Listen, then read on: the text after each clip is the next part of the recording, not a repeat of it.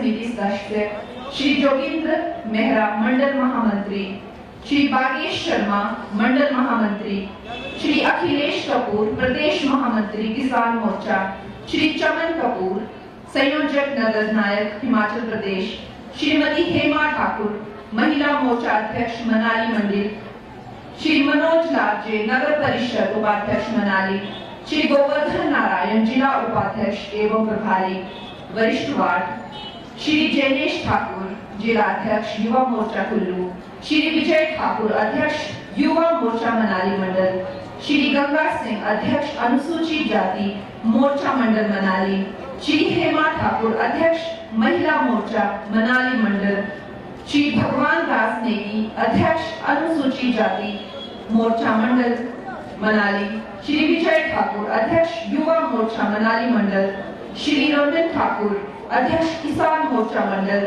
श्री चमन महंत अध्यक्ष ओबीसी मोर्चा मनाली मंडल, श्री सुंदर ठाकुर वरिष्ठ मंडल संयोजक मनाली, श्री मुकेश ठाकुर अध्यक्ष होटल एसोसिएशन मनाली, श्री चंद्रमोहन शर्मा जिला परिषद, श्री मकर ध्वज शर्मा जिला अध्यक्ष देव समाज प्रकोष्ठ, श्री नवल नेगी विस्तारक मनाली, श्री पन्ना लाल जी प्रभारी नगोसी, श्री मोहर सिंह प्रभारी, श्री हीरा लाल प्रभारी मंडल वार्ड एवं मेरे मीडिया के प्रिंट इलेक्ट्रॉनिक के दोस्तों और मेरे सारे मनाली और आसपास के गांव से आए भाई बहन बुजुर्ग बच्चों, ये मेरा ना जाने कितने जन्मों का पुण्य कर्म है जो आज मुझे सौभाग्य से ये दिन देखना पड़ा है।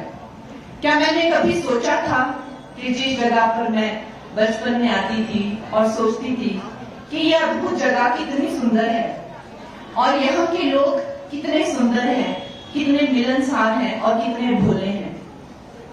उस वक्त मेरा मन हुआ था जो मनु ऋषि की जो ये तप भूमि है, खड़िमा माता की जो ये भूमि है, इससे मैं किसी तरह से जुड़ूं, इससे मेरा संबंध बने। और अवश्य ही वो दिन आया जब मुझे शहरों में बहुत ऊंचा मुकाम मिला, तो मेरा दिल ऐसा हुआ कि मैं गांव के किसी छोटे से कोने में जाकर गांव का एक सामान्य जीवन जीऊं और वहां के शहर के शोर शराबे से दूर कहीं अपना घर मनाली के किसी कोने में बनाऊं। और ऐसी कार्तिकेय स्वामी की भी कृपा मुझ पर हुई कि सिरसा गांव में मुझे जमीन मिली। गोविंद ठाकुर जी मेरे निकटतम पड़ोसी हैं, रवि जी भी मेरे पड़ोसी हैं।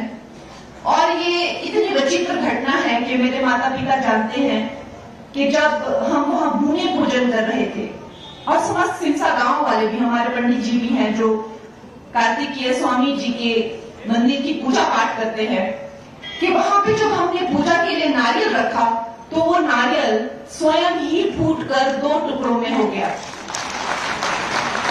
तो ऐसी विचित्र घटना जब वो हुई, जब मैंने कार्तिकेय स्वामी जी का आशीर्वाद पाया और उस गांव में मैंने घर बनाया, तो इतना सुकून, इतना अपनापन मुझे अवश्य ही पूरे विश्व में कहीं नहीं मिला है। तो मैं ये समझती हूँ कि मनाली मेरा घर है और यहाँ मेरा अपना घर है। तो अक्सर मेरे माता पिता कहते हैं कि तुम वहां पे अकेली क्या करोगी, तो हम तो सब नीचे हैं, तुम वहां पे अकेली क्यों रहती हो, तुम्हारा वहां पे अपना कौन है। तो मैं कहती हूँ कि मनाली का बच्चा बच्चा, मनाली का हर जन जन मेरा अपना है। तो दोस्तों, इस मनाली में आकर मुझे कभी भी परायापन महसूस नहीं हुआ और इसीलिए अब मैं प्रीणी में भी आप लोगों के आशीर्वाद से कुछ छोटा मोटा शुरू कर रही हूँ, एक रेस्टोरेंट। दोस्तों, नवरात्रि का ये 3रा दिन है। इस पावन तृतीय नवरात्रि पे आपको पता है पूरा देश जो है वो देवी की पूजा में लीन है। माता का अनुष्ठान हो रहा है, छोटी छोटी बच्चियों को लाकर उनके पैर धोए जा रहे हैं, उनको शालुएं दिए जा रहे हैं, टीकू दिए जा रहे हैं, बिंदियां लगाई जा रही है, प्रसाद और दक्षिणा दी जा रही है। इस तरह से हर जगह नारी शक्ति की जो है पूजा हो रही है, वंदन हो रहा है। लेकिन जो कांग्रेस की महिला विरोधी सोच है, जो उन उनकी दुष्ट सोच है, वो नवरात्रि में भी उस दुष्ट सोच को कोई विराम नहीं देते हैं।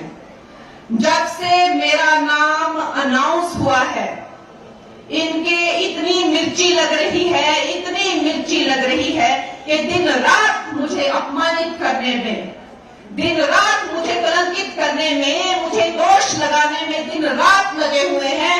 नवरात्रों में भी इनको चैन नहीं है। जैसे मेरी बहन धनेश्वरी जी ने कहा कि एक बड़ा पप्पू है दिल्ली में, लेकिन हमारे यहां पे भी एक छोटा पप्पू है।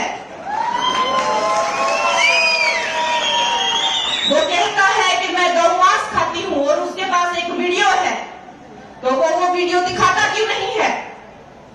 उसके पास कोई तो इस चीज का प्रमाण होगा कि उसने मुझे गौ मांस खाते हुए कहां देखा। कोई रेस्टोरेंट का बिल होगा, कोई फोटो होगा, कोई इंटरव्यू होगा। झूठा और एक नंबर का पलटूबाज है ये छोटा पप्पू। लेकिन आप इससे उम्मीद ही क्या कर सकते हैं जब इसका सीनियर बड़ा पप्पू कहता है कि हमें शक्ति का विनाश कर देना है। जो भी हिंदू धर्म की जो शक्ति है, देवी शक्ति जो है, उसका विनाश कर देंगे। तो जब बड़ा पप्पू ऐसे बातें करता है तो छोटे पप्पू से क्या उम्मीद की जा सकती है? छोटा पप्पू मुझे कहता है कि ये कलंकित है, ये अपवित्र है और इसको देवभूमि में आके पवित्र होना चाहिए। मैं उसको पूछना चाहती हूं कि उसे क्यों लगता है कि मैं अपवित्र हूं? क्योंकि मैंने अपने बाप के नाम के बिना, अपनी मां के नाम के बिना, अपने आप खुद अपना नाम मुंबई नगरी में बनाया, इसलिए उसको लगता है मैं अपवित्र हूं। उसको क्यों लगता है मैं अपवित्र हूं? क्योंकि मैं पॉलिटिक्स में आना चाहती हूं। उसकी क्यों जलती है कि मैं पॉलिटिक्स में आना चाहती हूं? मैं अपनी महिला बहनों को पूछना चाहती हूं कि ये जो पुरुष प्रधान समाज है, आज तक हमने इनको वोट दिए हैं, आज तक हमने सब सपोर्ट किया है, लेकिन आप अपनी आंखें बंद कीजिए और अपने आप से पूछिए, जब आप सोचते हैं कि सेंटर में कितनी महिलाएं हैं, मिनिस्टर कितनी महिलाएं आपके सामने आती हैं? 2-3। आप जब राज्य में सोचते हैं कितनी महिलाएं मंत्री या मुख्यमंत्री हैं, कितनी महिलाएं आपके आंखों के सामने आती हैं? 2-3। यही क्या हमारी बेटियों का भविष्य है? आज जब मैं पॉलिटिक्स में, ये पुरुष प्रधान समाज में, अगर आपकी मनाली की बेटी, अगर आपके मंडी की बेटी अपना छोटा अस्तित्व ढूंढ रही है, अपनी छोटी सी जगह ढूंढ रही है, तो उसमें भी उन लोगों को मिर्ची लगती है। तो ये चाहते क्या है कि हमारी बेटियां पॉलिटिक्स में आए ही नहीं? क्या ये पॉलिटिक्स जो है सिर्फ और सिर्फ पुरुषों के लिए ही रह जाए? एक तरफ ये पुरुष हैं और एक तरफ हमारे मोदी जी हैं, जिन्होंने महिलाओं को 33% आरक्षण दिया पॉलिटिक्स के लिए। आज मैं ये सब पप्पुओं को, जो भी है, जो मुझे धमका रहे हैं, मैं चुनौती देती हूं कि ये तुम्हारे बाप दादाओं की रियासत नहीं है जो तुम मुझे डरा के धमका के यहां से बाहर भेज दोगे। ये नरेंद्र मोदी का नया भारत है। यहां एक छोटा सा गरीब मां का बच्चा जो चाय बेचता था रेलवे स्टेशन पर, आज वो इस धरती का, इस देश का सर्वोच्च नायक है, सर्वोच्च प्रधान है, सबसे बड़ा प्रधान सेवक है। ये वो भारत है। मैं गरीब घर की बेटी, मैं ये चुनाव जीतूंगी, लड़ूंगी और बार बार जीतूंगी।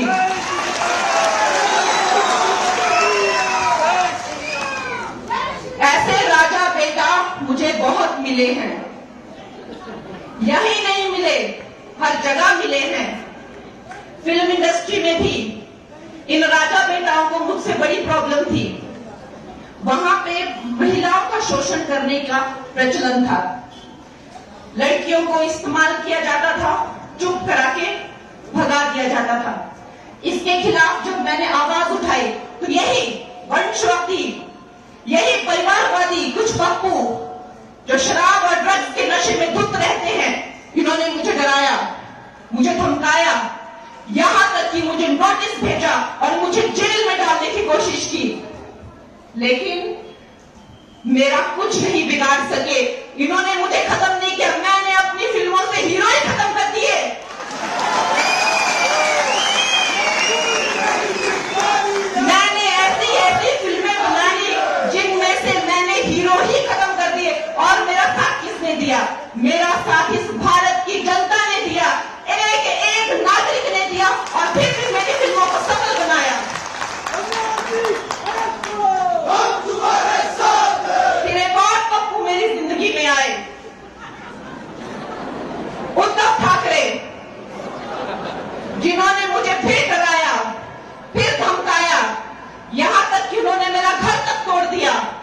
लेकिन आज वो भी ये तमाशा देख रहे हैं कि उनके जैसे उनकी जाति के कितने बिगड़े हुए बिगड़ैल मुझे डराने की कोशिश कर रहे हैं, लेकिन फिर भी मैं इस मंच पे हूं और फिर भी मेरे पास पूरा जनता का साथ है। तो मैं इस मनाली की धरती से, माता हडिम्बा की धरती से ये प्रण लेती हूं कि मैं यहां वापस आऊंगी और आप लोग जब मुझे विजय बना के यहां वापस लाएंगे तो हम अपनी बेटियों के लिए और अपने समाज के लिए एक बहुत बड़ा उदाहरण बनाएंगे कि हमारी बेटियां हर क्षेत्र में लड़कों के साथ चलेंगी और बिल्कुल पीछे नहीं रहेंगी। मेरे प्यारे दोस्तों, ये जो नया भारत है कितनी तेजी से विकास कर रहा है, कितनी तेजी से विकसित हो गया है और हम अभी भी वही फंसे हुए हैं कांग्रेस की झमेलों में।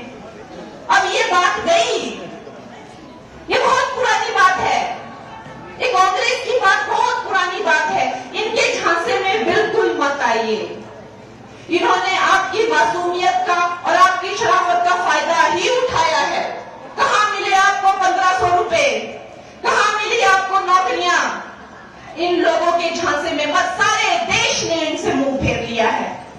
अब आप लोग वापस उस दुनिया में मत जाइए जिस दुनिया में हमारा भारत भ्रष्टाचार से, गरीबी से और करप्शन से पूरी तरह से पीड़ित था। वापस उस जगह मत जाइए। अब हम बहुत आगे निकल चुके हैं। वो करप्शन की महामारी से हम बहुत आगे निकल चुके हैं। कहाँ तो हम 11वें नंबर पे थे, अब हम 5वें से तीसरे से पहले नंबर की बातें कर रहे हैं। ऐसे इकोनॉमी हम बन रहे हैं। नेशनल हाईवे यहाँ पे देखिए मनाली में क्या कितने सारे रोड्स आ गए हैं।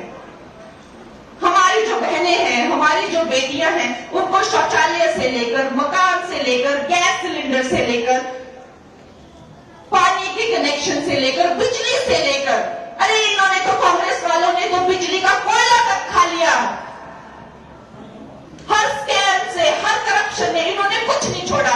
जब आजादी के 70 सालों तक भी हजारों गांव में बिजली नहीं थी और वो बिजली गांव में लाकर दी नरेंद्र मोदी जी ने। जब सब कुछ ही हमें नरेंद्र मोदी देते हैं तो हम फिर किसी और को वोट क्यों दें?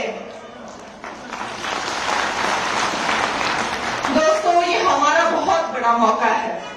ये हमारा वो मौका है जब आपको अपनी बेटी को आगे करके, देखिए जो मेंबर ऑफ पार्लियामेंट होता है वो सेंटर से कनेक्टेड होता है और सेंटर में जिसकी सरकार होगी काम तो वही कर पाएगा। और ये सारा दुनिया जानती है, सिर्फ भारत नहीं, सारी दुनिया जानती है कि आएगा तो मोदी ही।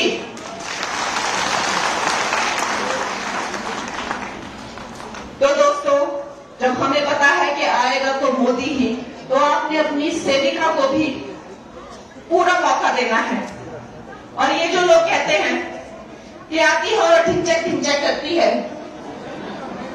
मैं उस बंदे को बुलाना चाहती हूँ और उसको अपनी फिल्म का मैं एक सीन दूंगी और अगर वो मेरी फिल्म का वो सीन कर दे तो राजनीति को क्या, मैं भारत छोड़ के चली जाऊंगी। अगर वो मेरी फिल्म का एक सीन जो मैं उसको दूं तो अगर वो कर दे तो राजनीति तो क्या, मैं भारत छोड़ के चले जाऊंगी। कला हमें नहीं हम कला को नहीं चुनते हैं, कला हमें चुनती है। कला साक्षात सरस्वती है। सरस्वती को कोई नहीं छोड़ता, सरस्वती ही मनुष्य को छोड़ती है। तो वो मुझे क्या बताते हैं कि मैं क्या हूं? मैंने उनको चुनौती दी है। मुझे कहते हैं इसको क्या राजनीति आती है? अरे मैं पूछती हूं तुम्हारे पास क्या डिग्री है राजनीति की? मुझे दिखाओ। तुमने राजनीति में डॉक्टरेट की है क्या? क्या आता है तुम्हें? मुझे दिखाओ वो डिग्री। राजनीति एक भाव है, सेवा करने का एक भाव है जो राजा में आ सकता है, रंग में आ सकता है, अनाड़ी में आ सकता है, भिखारी में आ सकता है, नारी में आ सकता है, बच्चे में आ सकता है। राजनीति सिर्फ एक भाव है। तो मुझ में आ गया। तुम कौन होते हो मुझे पूछने वाले कि मुझे राजनीति आती है कि नहीं? मुझे राजनीति आती है कि नहीं, मैं लोगों की सेवा करूंगी कि नहीं, ये लोग जानना चाहते हैं। इनकी ये इच्छा पूरी की जाएगी। 4 जून के बाद में इनको डेमो दी जाएगी कि मैं कैसी राजनीति करती हूँ, मुझे राजनीति आती है कि नहीं, मुझे लोगों की सेवा करनी आती है कि नहीं, इनको डेमो दिया जाएगा और ये देखेंगे और अब देखते रहेंगे, देखते ही रहेंगे।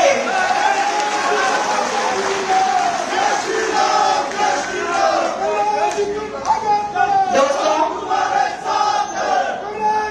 मुझे जब मैं इस जगह पे आई थी तो मैंने नहीं सोचा था कि ये गांव के लोग, इस शहर के लोग मुझे अपनाएंगे या अपना समझेंगे या अपना बनाएंगे। लेकिन देखिए क्या कार्तिकेय भगवान की कृपा हुई है, क्या माता हडिम्बा की कृपा हुई है कि मेरे गांव से भी बढ़कर न जाने कितने लोग, कितने गांव मेरे साथ आकर जुड़ गए हैं।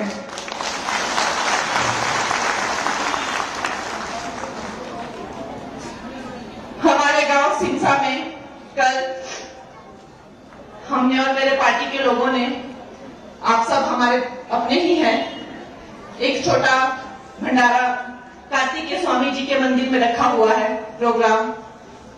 तो आप लोग जो वहां आए, जिन जिन से बन पड़े, आप लोगों का बहुत स्वागत है। दोस्तों, हिमाचल में हमारी जो शिखर नेतृत्व है, उनकी बड़ी योजनाएं हैं। उन्होंने हमें बिलासपुर में इतना बड़ा एम्स बना के दिया, आयुष्मान में हमें 5-5 लाख के फ्री के इलाज दे रहे हैं, स्वास्थ्य बीमा में, उसका हिम केयर करके भी एक्सटेंशन किया हुआ है। फिर 3 नए नाहन में, हमीरपुर में, चंबा में मेडिकल कॉलेजेस खोल दिए हैं, ऊना में पीजीआई सैटेलाइट सेंटर खोल दिया है, अटल इंस्टीट्यूट शिमला में खोल दिया है। ऐसे न जाने कितने काम हो रहे हैं दोस्तों। अब उन कामों में रुकावट नहीं आनी चाहिए। 400 पार का हमारा एक लक्ष्य है। 400 पार में एक मोती मंडी का भी होना चाहिए। हमें पता है कि ये भारत की जो जनता है, ये तीसरी टर्म जो है वो मोदी जी को एक इनाम के रूप में या एक भेंट के रूप में दे रही है। मोदी जी की झोली में हमें मंडी का मोती भी डालना है। मोदी जी को जय श्री राम, जय श्री राम, जय श्री राम। मोदी जी को जय श्री राम, जय श्री राम, जय श्री राम। मोदी जी को जय श्री राम, जय श्री राम, जय श्री राम। भारत माता की, भारत माता की, भारत माता की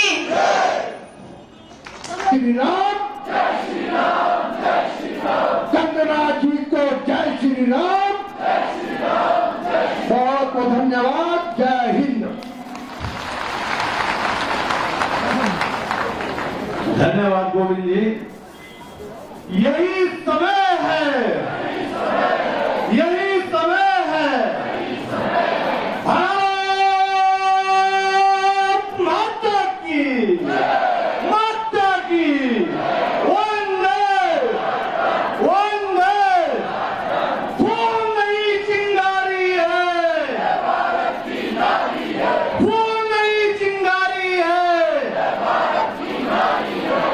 अब मैं संबोधन के लिए मंडी संसदीय क्षेत्र की भारतीय जनता पार्टी की प्रत्याशी बहन सुश्री कंगनानाथ जी को मंच पर आमंत्रित करना चाहता हूं कि वो अपना संबोधन आपके बीच में रखे। बहन कंगनानाथ जी।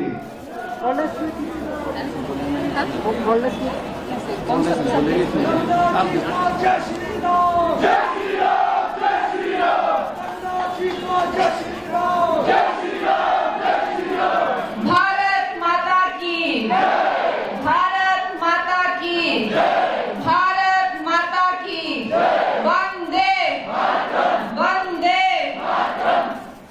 मैं आज आभारी हूँ श्री गोविंद ठाकुर जी की, प्रभारी मंडी संसदीय क्षेत्र एवं प्रदेश उपाध्यक्ष भारतीय जनता पार्टी, रवि ठाकुर जी पूर्व विधायक एवं भाजपा प्रत्याशी लाहौल स्पीति, श्री ठाकुर दास मंडल अध्यक्ष मनाली, श्री अरविंद चंदेल जिला अध्यक्ष कुल्लू, श्री दुर्गा ठाकुर मंडल संयोजक मनाली, श्रीमती धनेश्वरी ठाकुर प्रदेश कार्य समिति सदस्य, श्री जोगिंद्र मेहरा मंडल महामंत्री, श्री बागेश शर्मा मंडल महामंत्री, श्री अखिलेश कपूर प्रदेश महामंत्री किसान मोर्चा, श्री चमन कपूर संयोजक नगद नायक हिमाचल प्रदेश, श्रीमती हेमा ठाकुर महिला मोर्चा अध्यक्ष मनाली मंडल, श्री मनोज लालजे नगर परिषद उपाध्यक्ष मनाली, श्री गोवर्धन नारायण जिला उपाध्यक्ष एवं प्रभारी वरिष्ठ वार्ड, श्री जैनेश ठाकुर जिला अध्यक्ष युवा मोर्चा कुल्लू, श्री विजय ठाकुर अध्यक्ष युवा मोर्चा मनाली मंडल, श्री गंगा सिंह अध्यक्ष अनुसूचित जाति मोर्चा मंडल मनाली, श्री हेमा ठाकुर अध्यक्ष महिला मोर्चा मनाली मंडल, श्री भगवान दास नेगी अध्यक्ष अनुसूचित जाति मोर्चा मंडल मनाली, श्री विजय ठाकुर अध्यक्ष युवा मोर्चा मनाली मंडल, श्री रंजन ठाकुर अध्यक्ष किसान मोर्चा मंडल, श्री चमन महंत अध्यक्ष ओबीसी मोर्चा मनाली मंडल, श्री सुंदर ठाकुर वरिष्ठ मंडल संयोजक मनाली, श्री मुकेश ठाकुर अध्यक्ष होटल एसोसिएशन मनाली, श्री चंद्र मोहन शर्मा जिला परिषद, श्री मकर ध्वज शर्मा जिला अध्यक्ष देव समाज प्रकोष्ठ, श्री नवल नेगी विस्तारक मनाली, श्री पन्ना लालजी प्रभारी नगोसी, श्री मोहर सिंह प्रभारी, श्री हीरा लाल प्रभारी मंडल वार्ड एवं मेरे मीडिया के प्रिंट इलेक्ट्रॉनिक के दोस्तों और मेरे सारे मनाली और आसपास के गांव से आए भाई बहन बुजुर्ग बच्चों, ये मेरा ना जाने कितने जन्मों का पुण्य कर्म है जो आज मुझे सौभाग्य से ये दिन देखना पड़ा है। क्या मैंने कभी सोचा था कि जिस जगह पर मैं बचपन में आती थी और सोचती थी कि यह अद्भुत जगह कितनी सुंदर है और यहाँ के लोग कितने सुंदर हैं, कितने मिलनसार हैं और कितने भोले हैं। उस वक्त मेरा मन हुआ था जो मनु ऋषि की जो ये तप भूमि है, हडिम्बा माता की जो ये भूमि है, इससे मैं किसी न किसी तरह से जुड़ूं, इससे मेरा संबंध बने। और अवश्य ही वो दिन आया जब मुझे शहरों में बहुत ऊंचा मुकाम मिला, तो मेरा दिल ऐसा हुआ कि मैं गांव के किसी छोटे से कोने में जाकर गांव का एक सामान्य जीवन जीऊं और वहां के शहर के शोर शराबे से दूर कहीं अपना घर मनाली के किसी कोने में बनाऊं। और ऐसी कार्तिकेय स्वामी की भी कृपा मुझ पर हुई कि सिरसा गांव में मुझे जमीन मिली। गोविंद ठाकुर जी मेरे निकटतम पड़ोसी हैं, रवि जी भी मेरे पड़ोसी हैं। और ये इतनी विचित्र घटना है कि मेरे माता पिता जानते हैं कि जब हम वहां भूमि पूजन कर रहे थे और समस्त सिरसा गांव वाले भी, हमारे पंडित जी भी हैं जो कार्तिकेय स्वामी जी के मंदिर की पूजा पाठ करते हैं, कि वहां पे जब हमने पूजा के लिए नारियल रखा तो वो नारियल स्वयं ही फूटकर 2 टुकड़ों में हो गया। तो ऐसी विचित्र घटना जब वो हुई, जब मैंने कार्तिकेय स्वामी जी का आशीर्वाद पाया और उस गांव में मैंने घर बनाया, तो इतना सुकून, इतना अपनापन मुझे अवश्य ही पूरे विश्व में कहीं नहीं मिला है।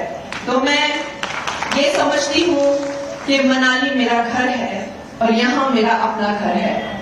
तो अक्सर मेरे माता पिता कहते हैं कि तुम वहां पे अकेली क्या करोगी, तो हम तो सब नीचे हैं, तुम वहां पे अकेली क्यों रहती हो, तुम्हारा वहां पे अपना कौन है।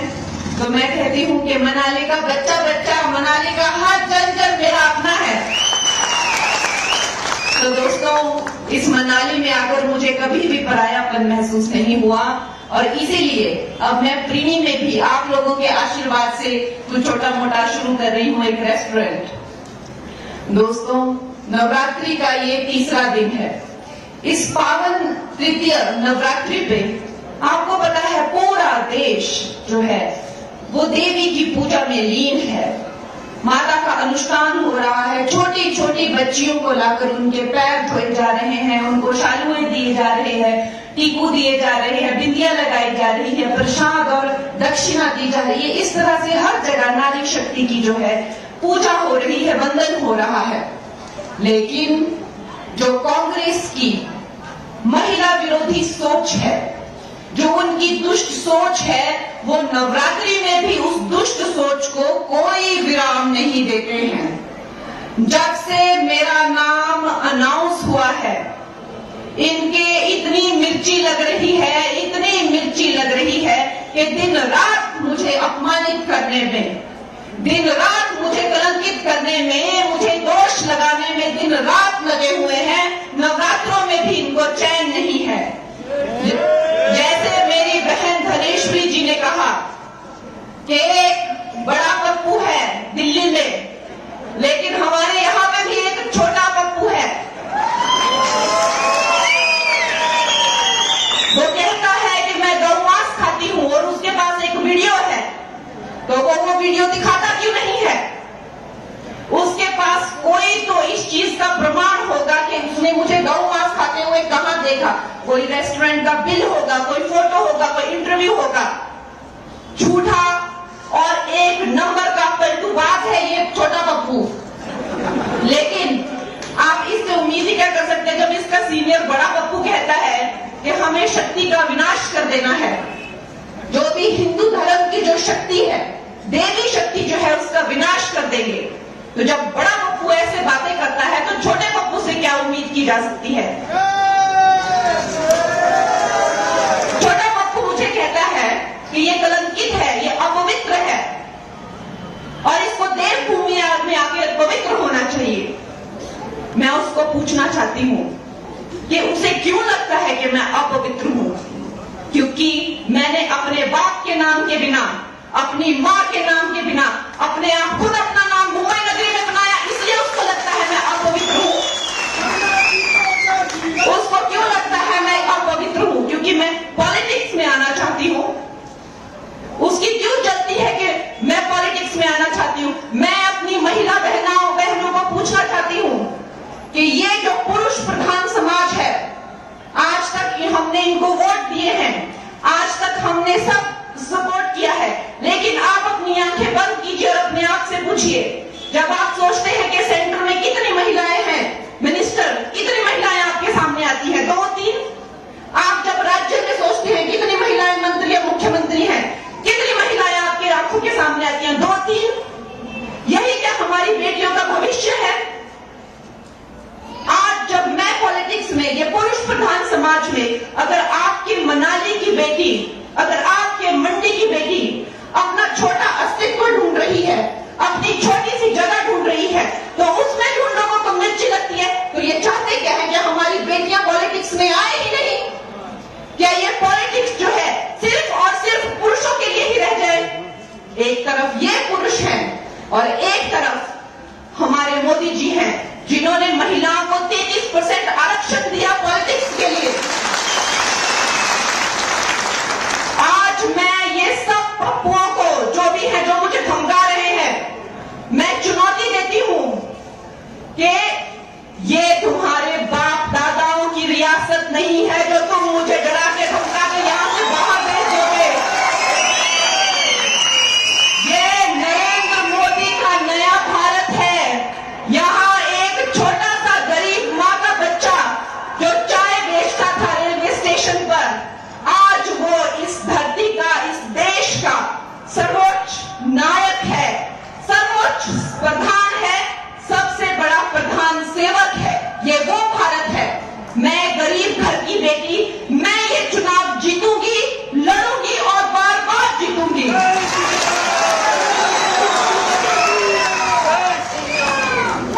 ऐसे राजा बेटा मुझे बहुत मिले हैं, यही नहीं मिले, हर जगह मिले हैं।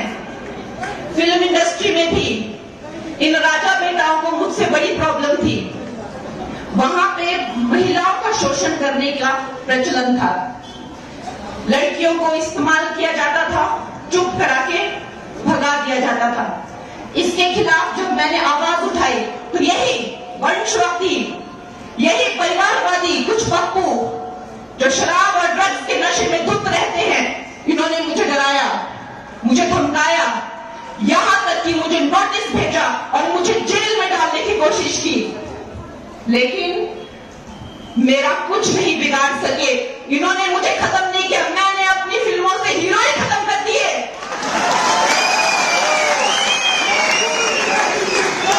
मैंने ऐसी ऐसी फिल्में बनाई जिनमें से मैंने हीरो ही खत्म कर दिए। और मेरा साथ किसने दिया?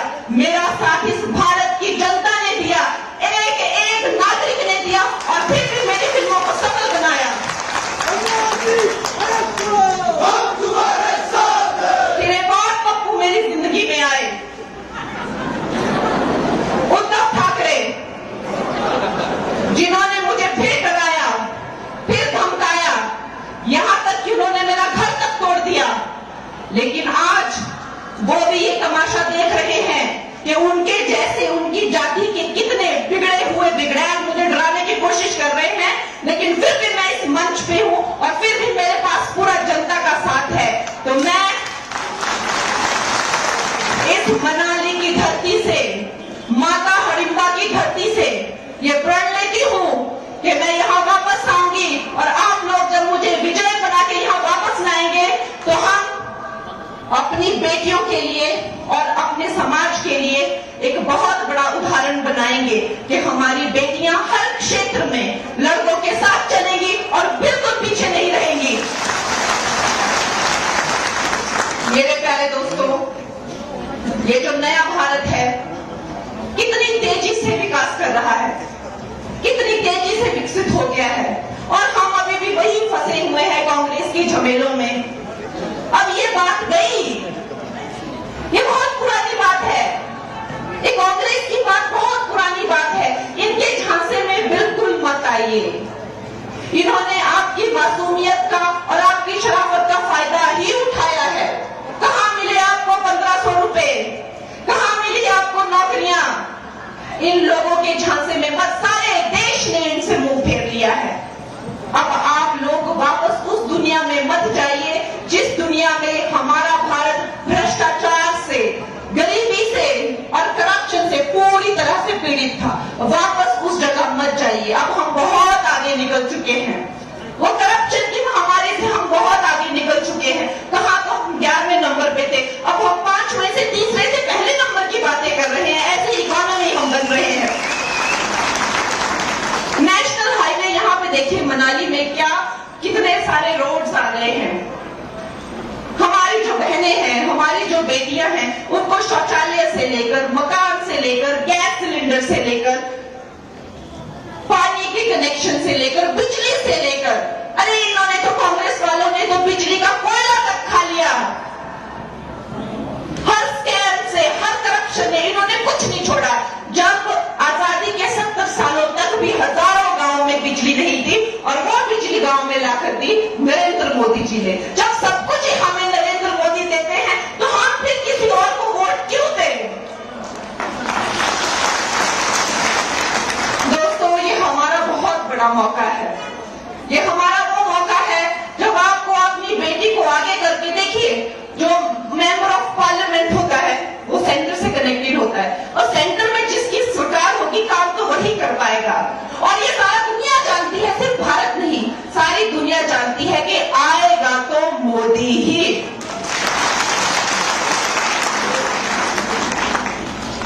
तो दोस्तों, जब हमें पता है कि आएगा तो मोदी ही, तो आपने अपनी सेविका को भी पूरा मौका देना है। और ये जो लोग कहते हैं कि आती है और ढिंचक ढिंचक करती है, मैं उस बंदे को बुलाना चाहती हूँ और उसको अपनी फिल्म का मैं एक सीन दूंगी, और अगर वो मेरी फिल्म का वो सीन कर दे तो राजनीति को क्या, मैं भारत छोड़ के चली जाऊंगी। अगर वो मेरी फिल्म का एक सीन जो मैं उसको दूं, तो अगर वो कर दे तो राजनीति तो क्या, मैं भारत छोड़ के चले जाऊंगी। कला हमें नहीं हम कला को नहीं चुनते हैं, कला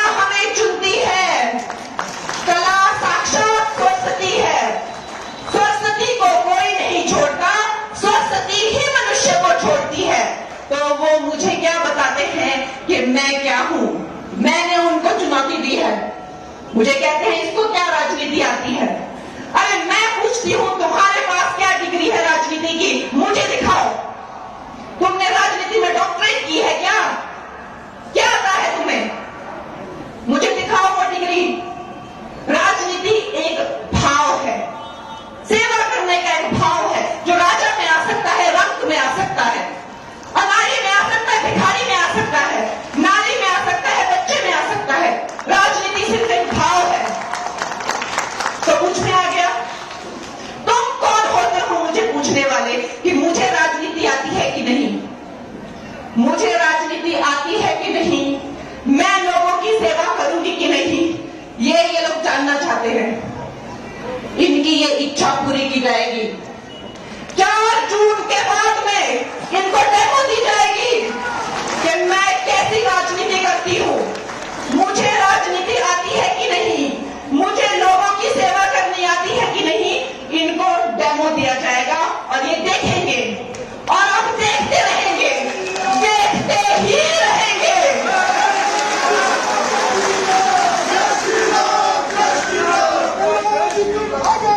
दोस्तों,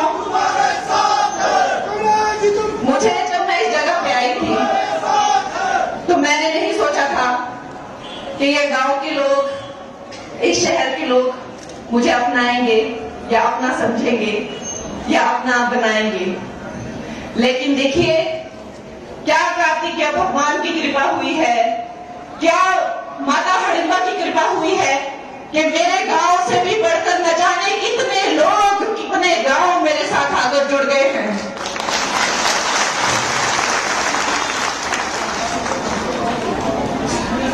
हमारे गांव सिंसा में कल हमने और मेरे पार्टी के लोगों ने, आप सब हमारे अपने ही हैं, एक छोटा भंडारा कार्तिकेय स्वामी जी के मंदिर में रखा हुआ है प्रोग्राम। तो आप लोग जो जो वहां आए, जिन जिन से बन पड़े, आप लोगों का बहुत स्वागत है। दोस्तों, हिमाचल में हमारी जो शिखर नेतृत्व है उनकी बड़ी योजनाएं हैं। उन्होंने हमें बिलासपुर में इतना बड़ा एम्स बना के दिया, आयुष्मान में हमें 5-5 लाख की फ्री के इलाज दे रहे हैं स्वास्थ्य बीमा में, उसका हिमकेयर करके भी एक्सटेंशन किया हुआ है। फिर 3 नए नाहन में, हमीरपुर में, चंबा में मेडिकल कॉलेजेस खोल दिए हैं, ऊना में पीजीआई सैटेलाइट सेंटर खोल दिया है, अटल इंस्टीट्यूट शिमला में खोल दिया है। ऐसे न जाने कितने काम हो रहे हैं दोस्तों। अब उन कामों में रुकावट नहीं आनी चाहिए। 400 पार का हमारा एक लक्ष्य है। 400 पार में एक मोती मंडी का भी होना चाहिए। हमें पता है कि ये भारत की जो जनता है, ये तीसरी टर्म जो है वो मोदी जी को एक इनाम के रूप में या एक भेंट के रूप में दे रही है। मोदी जी की झोली में हमें मंडी का मोती भी डालना है। मोदी जी को जय श्री राम, जय श्री राम, जय श्री राम। मोदी जी को जय श्री राम, जय श्री राम, जय श्री राम। मोदी जी को जय श्री राम, जय श्री राम, जय श्री राम। भारत माता की, भारत माता की श्री राम, जय श्री राम, जय श्री राम। कंगना जी को जय श्री राम, जय श्री राम, जय श्री राम। बहुत बहुत धन्यवाद। जय हिंद। धन्यवाद गोविंद जी। यही समय है, यही समय है।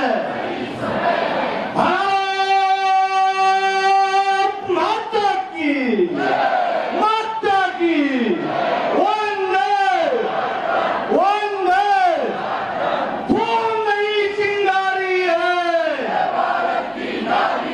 फूल नहीं चिंगारी है। अब मैं सुमोलन के लिए मंडी संसदीय क्षेत्र की भारतीय जनता पार्टी की प्रत्याशी बहन सुश्री कंगना रनौत जी को मंच पर आमंत्रित करना चाहता हूं कि वो अपना संबोधन आपके बीच में रखे। बहन कंगना रनौत जी। भारत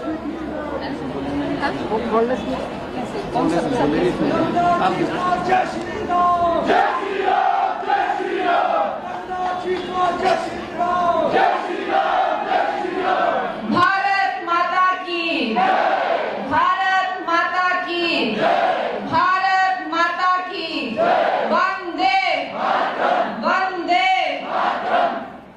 मैं आज आभारी हूँ श्री गोविंद ठाकुर जी की, प्रभारी मंडी संसदीय क्षेत्र एवं प्रदेश उपाध्यक्ष भारतीय जनता पार्टी, रवि ठाकुर जी पूर्व विधायक एवं भाजपा प्रत्याशी लाहौल स्पीति, श्री ठाकुर दास मंडल अध्यक्ष मनाली, श्री अरविंद चंदेल जिला अध्यक्ष कुल्लू, श्री दुर्गा ठाकुर मंडल संयोजक मनाली, श्रीमती धनेश्वरी ठाकुर प्रदेश कार्य समिति सदस्य, श्री जोगिंद्र मेहरा मंडल महामंत्री, श्री बागेश शर्मा मंडल महामंत्री, श्री अखिलेश कपूर प्रदेश महामंत्री किसान मोर्चा, श्री चमन कपूर संयोजक नगर नायक हिमाचल प्रदेश, श्रीमती हेमा ठाकुर महिला मोर्चा अध्यक्ष मनाली मंडल, श्री मनोज लाजे नगर परिषद उपाध्यक्ष मनाली, श्री गोवर्धन नारायण जिला उपाध्यक्ष एवं प्रभारी वरिष्ठ वार्ड, श्री जयनेश ठाकुर जिला अध्यक्ष युवा मोर्चा कुल्लू, श्री विजय ठाकुर अध्यक्ष युवा मोर्चा मनाली मंडल, श्री गंगा सिंह अध्यक्ष अनुसूचित जाति मोर्चा मंडल मनाली, श्री हेमा ठाकुर अध्यक्ष महिला मोर्चा मनाली मंडल, श्री भगवान दास नेगी अध्यक्ष अनुसूचित जाति मोर्चा मंडल मनाली, श्री विजय ठाकुर अध्यक्ष युवा मोर्चा मनाली मंडल, श्री रंजन ठाकुर अध्यक्ष किसान मोर्चा मंडल, श्री चमन महंत अध्यक्ष ओबीसी मोर्चा मनाली मंडल, श्री सुंदर ठाकुर वरिष्ठ मंडल संयोजक मनाली, श्री मुकेश ठाकुर अध्यक्ष होटल एसोसिएशन मनाली, श्री चंद्र मोहन शर्मा जिला परिषद, श्री मकर ध्वज शर्मा जिला अध्यक्ष देव समाज प्रकोष्ठ, श्री नवल नेगी विस्तारक मनाली, श्री पन्ना लाल जी प्रभारी नगोसी, श्री मोहर सिंह प्रभारी, श्री हीरा लाल प्रभारी मंडल वार्ड एवं मेरे मीडिया के प्रिंट इलेक्ट्रॉनिक के दोस्तों और मेरे सारे मनाली और आसपास के गांव से आए भाई बहन बुजुर्ग बच्चों, ये मेरा ना जाने कितने जन्मों का पुण्य कर्म है जो आज मुझे सौभाग्य से ये दिन देखना पड़ा है। क्या मैंने कभी सोचा था कि जिस जगह पर मैं बचपन में आती थी और सोचती थी कि यह अद्भुत जगह कितनी सुंदर है और यहाँ के लोग कितने सुंदर हैं, कितने मिलनसार हैं और कितने भोले हैं। उस वक्त मेरा मन हुआ था जो मनु ऋषि की जो ये तप भूमि है, हडिम्बा माता की जो ये भूमि है, इससे मैं किसी न किसी तरीके से जुड़ूं, इससे मेरा संबंध बने। और अवश्य ही वो दिन आया जब मुझे शहरों में बहुत ऊंचा मुकाम मिला, तो मेरा दिल ऐसा हुआ कि मैं गांव के किसी छोटे से कोने में जाकर गांव का एक सामान्य जीवन जीऊं और वहां के शहर के शोर शराबे से दूर कहीं अपना घर मनाली के किसी कोने में बनाऊं। और ऐसी कार्तिकेय स्वामी की भी कृपा मुझ पर हुई कि सिरसा गांव में मुझे जमीन मिली। गोविंद ठाकुर जी मेरे निकटतम पड़ोसी हैं, रवि जी भी मेरे पड़ोसी हैं। और ये इतनी विचित्र घटना है कि मेरे माता पिता जानते हैं कि जब हम वहां भूमि पूजन कर रहे थे और समस्त सिरसा गांव वाले भी, हमारे पंडित जी भी हैं जो कार्तिकेय स्वामी जी के मंदिर की पूजा पाठ करते हैं, कि वहां पे जब हमने पूजा के लिए नारियल रखा तो वो नारियल स्वयं ही फूटकर 2 टुकड़ों में हो गया। तो ऐसी विचित्र घटना जब वो हुई, जब मैंने कार्तिकेय स्वामी जी का आशीर्वाद पाया और उस गांव में मैंने घर बनाया, तो इतना सुकून, इतना अपनापन मुझे अवश्य ही पूरे विश्व में कहीं नहीं मिला है। तो मैं ये समझती हूँ कि मनाली मेरा घर है और यहाँ मेरा अपना घर है।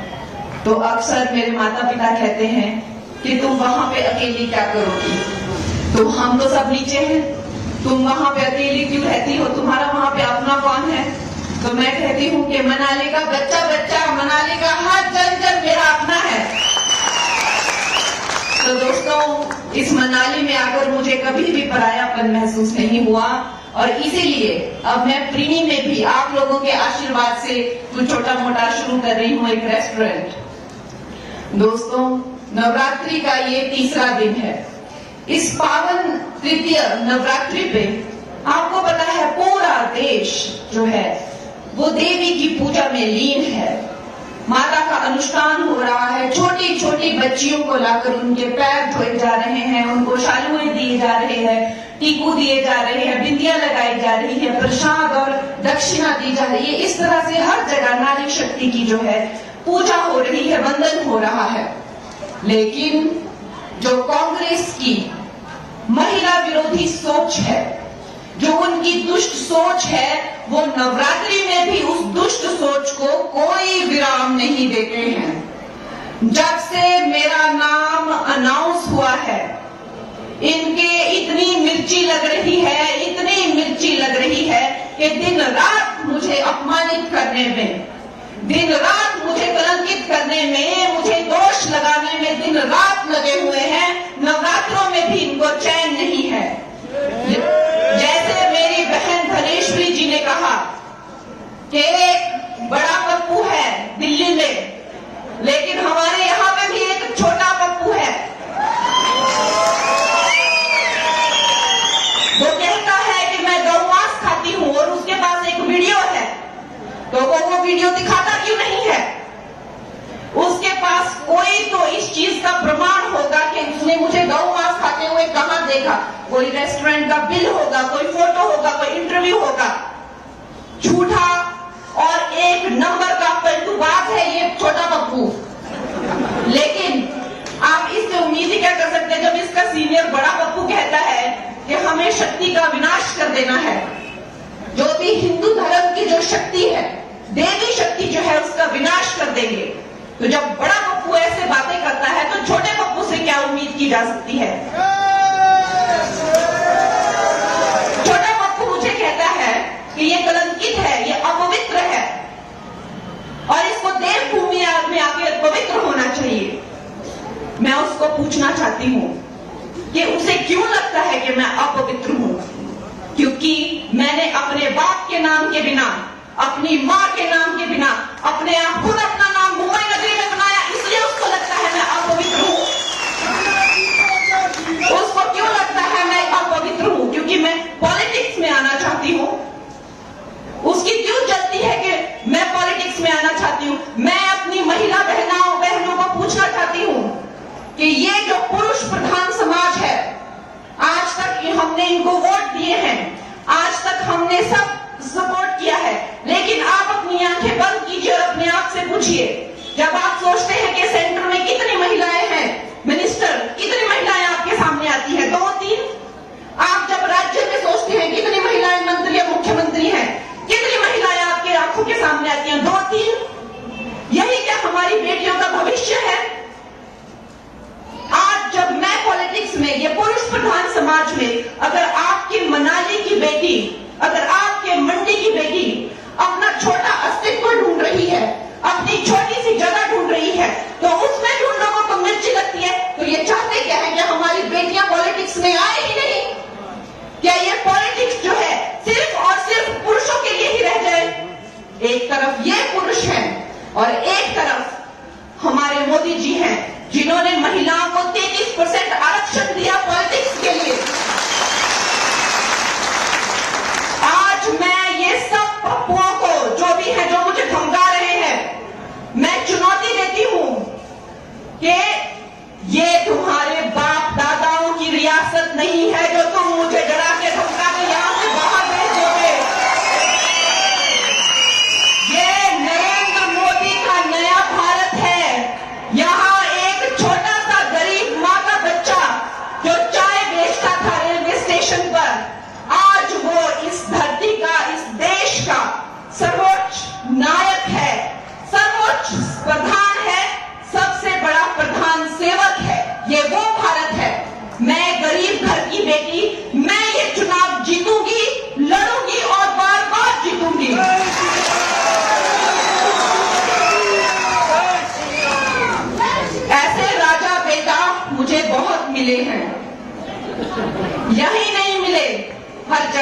रहे हैं। फिल्म इंडस्ट्री में भी इन राजा बेटाओं को मुझसे बड़ी प्रॉब्लम थी।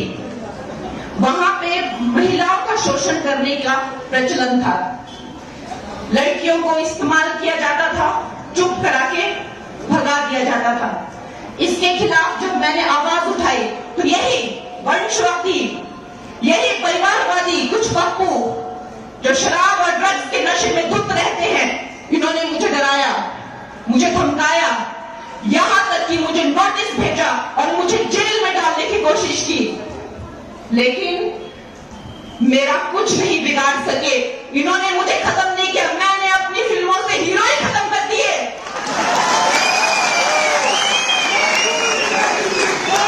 मैंने ऐसी ऐसी फिल्में बनाई जिनमें से मैंने हीरो ही खत्म कर दिए। और मेरा साथ किसने दिया? मेरा साथ इस भारत की जनता ने दिया, एक एक नागरिक ने दिया। और फिर भी मेरी फिल्मों को सफल बनाया।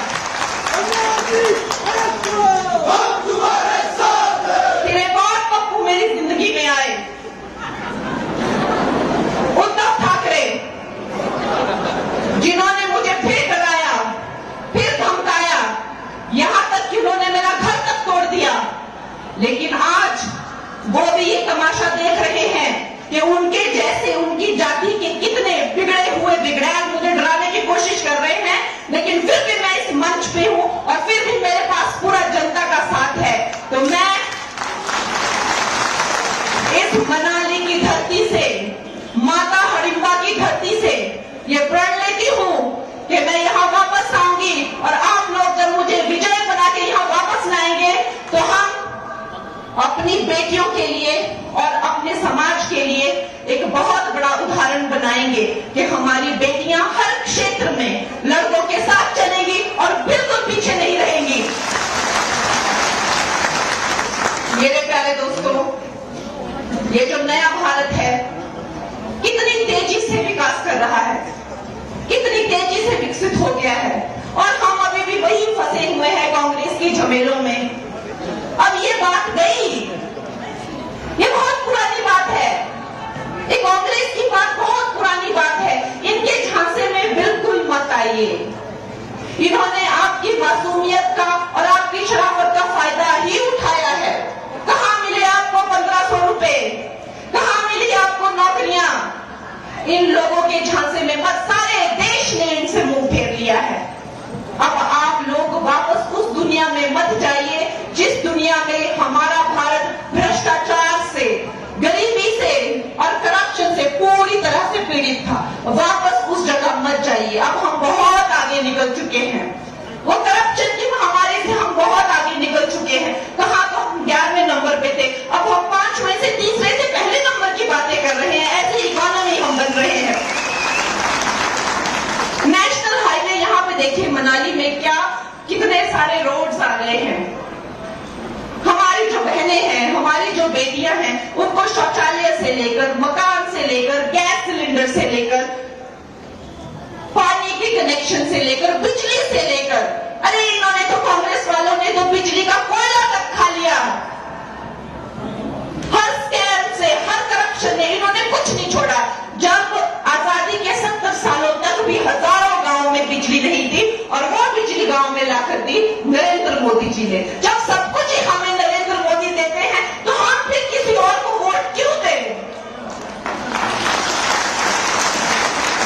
दोस्तों, ये हमारा बहुत बड़ा मौका है। ये हमारा वो मौका है जब आपको अपनी बेटी को आगे करके, देखिए जो मेंबर ऑफ पार्लियामेंट होता है वो सेंटर से कनेक्टेड होता है और सेंटर में जिसकी सरकार होगी काम तो वही कर पाएगा। और ये सारा दुनिया जानती है, सिर्फ भारत नहीं, सारी दुनिया जानती है कि आएगा तो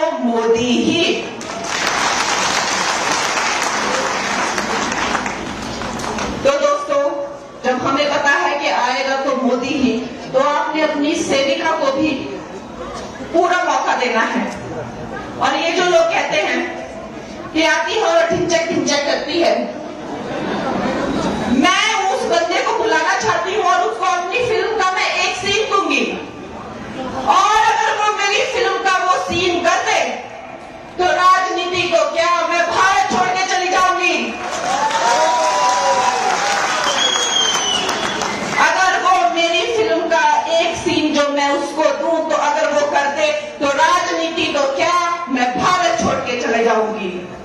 कला हमें नहीं हम कला को नहीं चुनते हैं, कला हमें चुनती है। कला साक्षात सरस्वती है। सरस्वती को कोई नहीं छोड़ता, सरस्वती ही मनुष्य को छोड़ती है। तो वो मुझे क्या बताते हैं कि मैं क्या हूं? मैंने उनको चुनौती दी है। मुझे कहते हैं इसको क्या राजनीति आती है? अरे मैं पूछती हूं तुम्हारे पास क्या डिग्री है राजनीति की? मुझे दिखाओ। तुमने राजनीति में डॉक्टरेट की है क्या? क्या आता है तुम्हें? मुझे दिखाओ वो डिग्री। राजनीति एक भाव है, सेवा करने का एक भाव है, जो राजा में आ सकता है, रंक में आ सकता है, अनारी में आ सकता है, भिखारी में आ सकता है, नारी में आ सकता है, बच्चे में आ सकता है। राजनीति सिर्फ एक भाव है। तो पूछ में आ गया, तुम कौन होते हो मुझे पूछने वाले कि मुझे राजनीति आती है कि नहीं? मुझे राजनीति आती है कि नहीं? मैं लोगों की सेवा करूंगी कि नहीं? ये लोग जानना चाहते हैं। इनकी ये इच्छा पूरी की जाएगी। 4 जून के बाद में इनको डेमो दी जाएगी कि मैं कैसी राजनीति करती हूं। मुझे राजनीति आती है कि नहीं? मुझे लोगों की सेवा करनी आती है कि नहीं? इनको डेमो दिया जाएगा और ये देखेंगे और अब देखते रहेंगे, देखते ही रहेंगे।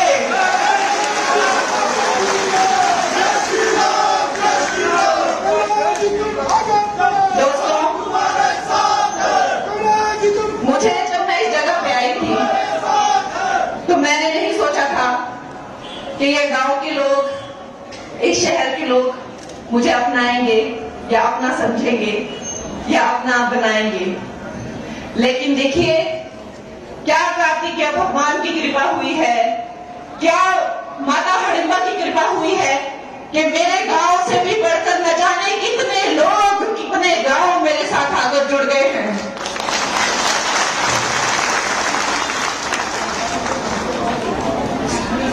हमारे गांव सिंसा में कल हमने और मेरे पार्टी के लोगों ने, आप सब हमारे अपने ही हैं, एक छोटा भंडारा कार्तिकेय स्वामी जी के मंदिर में रखा हुआ है प्रोग्राम।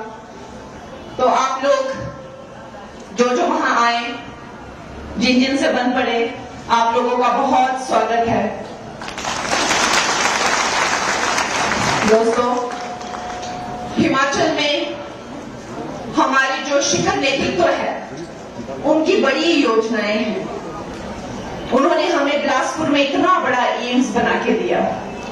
आयुष्मान में हमें 5-5 लाख के फ्री के इलाज दे रहे हैं स्वास्थ्य बीमा में। उसका हिमकेयर करके भी एक्सटेंशन किया हुआ है। फिर 3 नए नाहन में, हमीरपुर में, चंबा में मेडिकल कॉलेजेस खोल दिए हैं। ऊना में पीजीआई सैटेलाइट सेंटर खोल दिया है। अटल इंस्टीट्यूट शिमला में खोल दिया है। ऐसे न जाने कितने काम हो रहे हैं दोस्तों। अब उन कामों में रुकावट नहीं आनी चाहिए। 400 पार का हमारा एक लक्ष्य है। 400 पार में एक मोती मंडी का भी होना चाहिए। हमें पता है कि ये भारत की जो जनता है, ये तीसरी टर्म जो है वो मोदी जी को एक इनाम के रूप में या एक भेंट के रूप में दे रही है। मोदी जी की झोली में हमें मंडी का मोती भी डालना है। मोदी जी को जय श्री राम, जय श्री राम, जय श्री राम। मोदी जी को जय श्री राम, जय श्री राम, जय श्री राम। मोदी जी को जय श्री राम, जय श्री राम, जय श्री राम। भारत माता की, भारत माता की। क्या मैंने कभी सोचा था कि जिस जगह पर मैं बचपन में आती थी और सोचती थी कि यह अद्भुत जगह कितनी सुंदर है और यहाँ के लोग कितने सुंदर हैं, कितने मिलनसार हैं और कितने भोले हैं। उस वक्त मेरा मन हुआ था, जो मनु ऋषि की जो ये तप भूमि है, हडिम्बा माता की जो ये भूमि है, इससे मैं किसी न किसी तरीके से जुड़ूं, इससे मेरा संबंध बने। और अवश्य ही वो दिन आया जब मुझे शहरों में बहुत ऊंचा मुकाम मिला। तो मेरा दिल ऐसा हुआ कि मैं गांव के किसी छोटे से कोने में जाकर गांव का एक सामान्य जीवन जीऊं और वहां के शहर के शोर शराबे से दूर कहीं अपना घर मनाली के किसी कोने में बनाऊं। और ऐसी कार्तिकेय स्वामी की भी कृपा मुझ पर हुई कि सिरसा गांव में मुझे जमीन मिली। गोविंद ठाकुर जी मेरे निकटतम पड़ोसी हैं, रवि जी भी मेरे पड़ोसी हैं। और ये इतनी विचित्र घटना है कि मेरे माता पिता जानते हैं कि जब हम वहां भूमि पूजन कर रहे थे, और समस्त सिरसा गांव वाले भी, हमारे पंडित जी भी हैं जो कार्तिकेय स्वामी जी के मंदिर की पूजा पाठ करते हैं, कि वहां पे जब हमने पूजा के लिए नारियल रखा तो वो नारियल स्वयं ही फूटकर 2 टुकड़ों में हो गया। तो ऐसी विचित्र घटना जब वो हुई, जब मैंने कार्तिकेय स्वामी जी का आशीर्वाद पाया और उस गांव में मैंने घर बनाया, तो इतना सुकून, इतना अपनापन मुझे अवश्य ही पूरे विश्व में कहीं नहीं मिला है। तो मैं ये समझती हूँ कि मनाली मेरा घर है और यहाँ मेरा अपना घर है। तो अक्सर मेरे माता पिता कहते हैं कि तुम वहां पे अकेली क्या करोगी, तो हम तो सब नीचे हैं, तुम वहां पे अकेली क्यों रहती हो, तुम्हारा वहां पे अपना कौन है। तो मैं कहती हूँ कि मनाली का बच्चा बच्चा, मनाली का हर जन जन मेरा अपना है।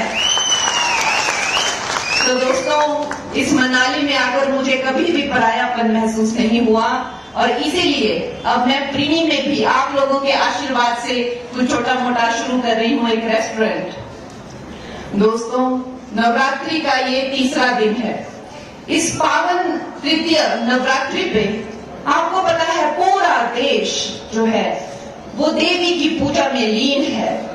माता का अनुष्ठान हो रहा है, छोटी छोटी बच्चियों को लाकर उनके पैर धोए जा रहे हैं, उनको शालुएं दिए जा रहे हैं, टीकू दिए जा रहे हैं, बिंदियां लगाई जा रही है, प्रसाद और दक्षिणा दी जा रही है। इस तरह से हर जगह नारी शक्ति की जो है पूजा हो रही है, वंदन हो रहा है।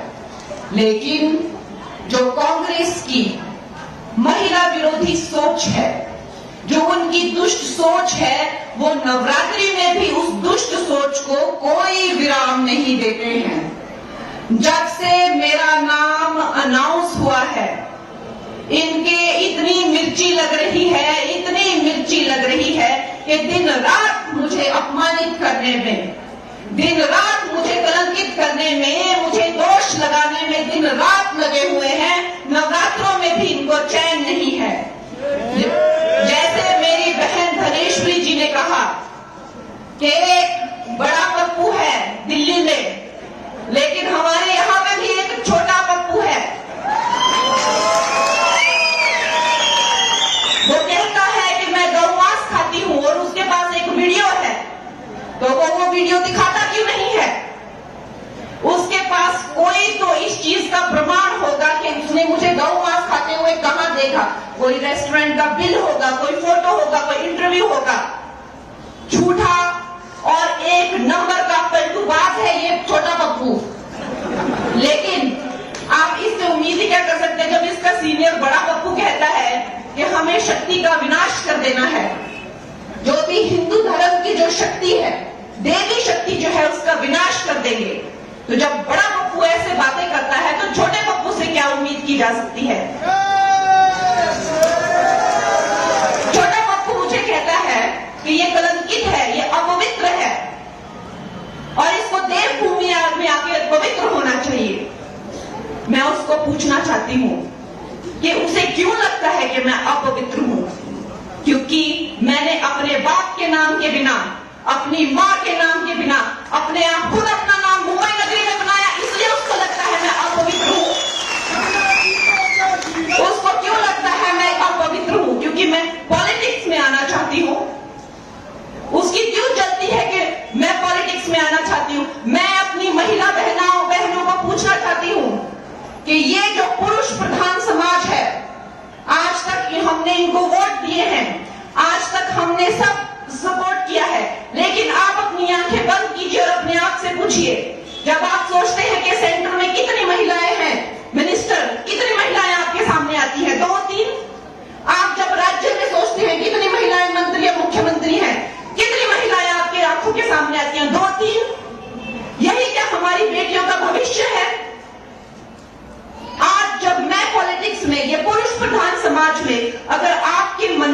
बेटी, अगर आपके मंडी की बेटी अपना छोटा अस्तित्व ढूंढ रही है, अपनी छोटी सी जगह ढूंढ रही है, तो उसमें भी उन लोगों को मिर्ची लगती है। तो ये चाहते क्या है कि हमारी बेटियां पॉलिटिक्स में आए ही नहीं? क्या ये पॉलिटिक्स जो है सिर्फ और सिर्फ पुरुषों के लिए ही रह जाए?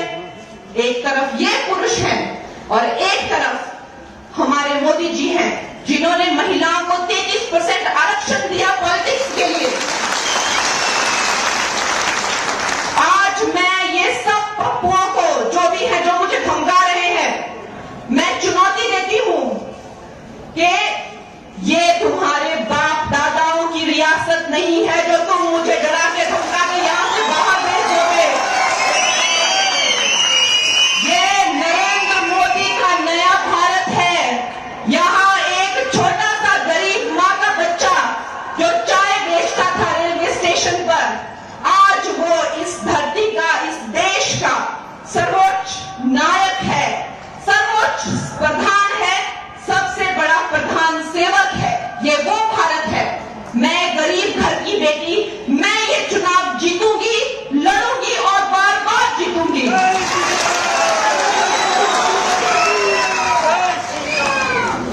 ऐसे राजा बेटा मुझे बहुत मिले हैं, यही नहीं मिले, हर जगह मिले हैं।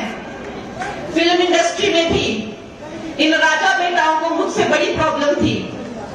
वहां पे महिलाओं का शोषण करने का प्रचलन था, लड़कियों को इस्तेमाल किया जाता था, चुप करा के भगा दिया जाता था।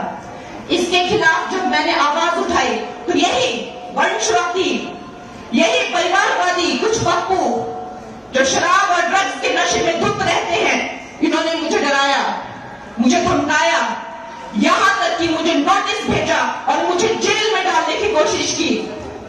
लेकिन मेरा कुछ नहीं बिगाड़ सके। इन्होंने मुझे खत्म नहीं किया, मैंने अपनी फिल्मों से हीरो ही खत्म कर दिए।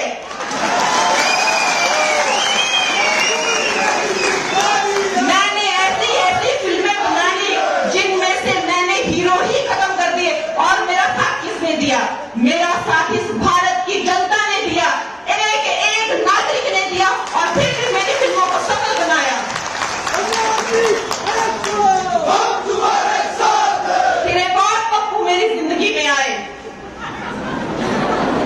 उद्धव ठाकरे, जिन्होंने मुझे फिर डराया, फिर धमकाया, यहां तक कि उन्होंने मेरा घर तक तोड़ दिया। लेकिन आज वो भी ये तमाशा देख रहे हैं कि उनके जैसे, उनकी जाति के कितने बिगड़े हुए बिगड़ैल मुझे डराने की कोशिश कर रहे हैं।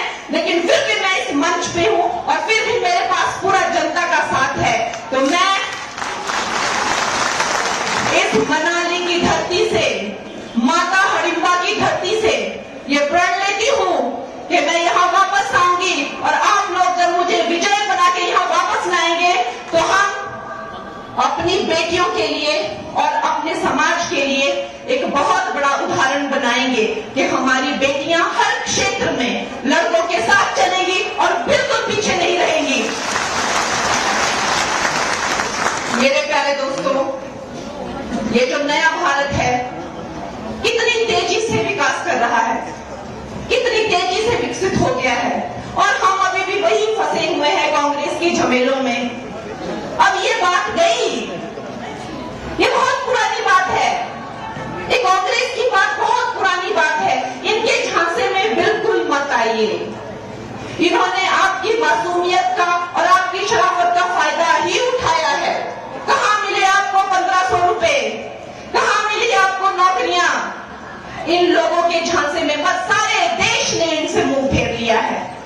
अब आप लोग वापस उस दुनिया में मत जाइए जिस दुनिया में हमारा भारत भ्रष्टाचार से, गरीबी से और करप्शन से पूरी तरह से पीड़ित था। वापस उस जगह मत जाइए। अब हम बहुत आगे निकल चुके हैं, वो करप्शन की महामारी से हम बहुत आगे निकल चुके हैं। कहां तो हम 11वें नंबर पे थे, अब हम 5वें से, तीसरे से पहले नंबर की बातें कर रहे हैं। ऐसी इकोनॉमी हम बन रहे हैं। नेशनल हाईवे यहाँ पे देखिए मनाली में क्या कितने सारे रोड्स आ गए हैं। हमारी जो बहनें हैं, हमारी जो बेटियां हैं, उनको शौचालय से लेकर, मकान से लेकर, गैस सिलेंडर से लेकर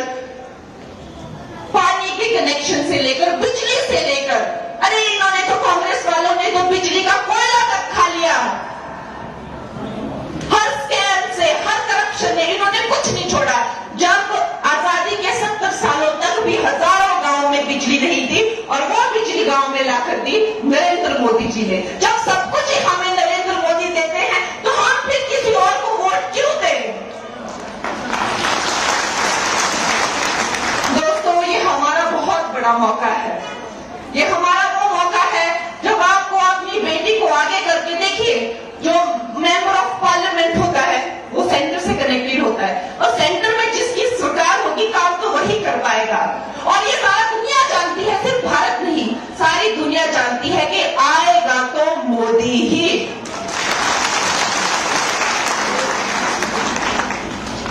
तो दोस्तों, जब हमें पता है कि आएगा तो मोदी ही, तो आपने अपनी सेविका को भी पूरा मौका देना है।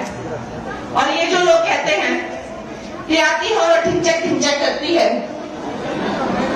मैं उस बंदे को बुलाना चाहती हूँ और उसको अपनी फिल्म का मैं एक सीन दूंगी, और अगर वो मेरी फिल्म का वो सीन कर दे तो राजनीति को क्या, मैं भारत छोड़ के चली जाऊंगी। अगर वो मेरी फिल्म का एक सीन जो मैं उसको दूं, तो अगर वो कर दे तो राजनीति तो क्या, मैं भारत छोड़ के चले जाऊंगी। कला हमें नहीं हम कला को नहीं चुनते हैं, कला हमें चुनती है। कला साक्षात सरस्वती है। सरस्वती को कोई नहीं छोड़ता, सरस्वती ही मनुष्य को छोड़ती है। तो वो मुझे क्या बताते हैं कि मैं क्या हूं?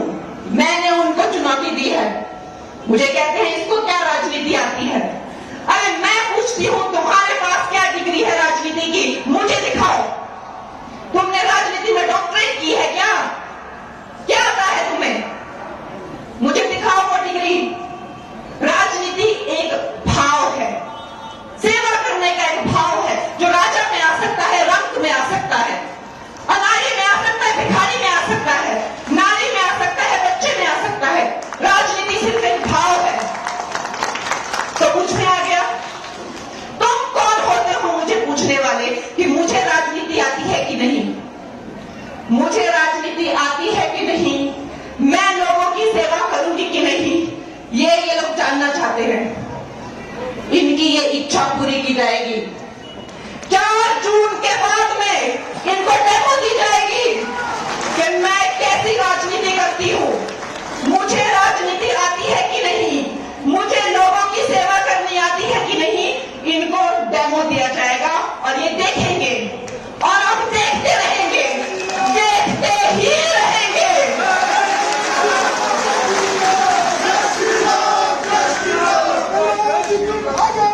दोस्तों,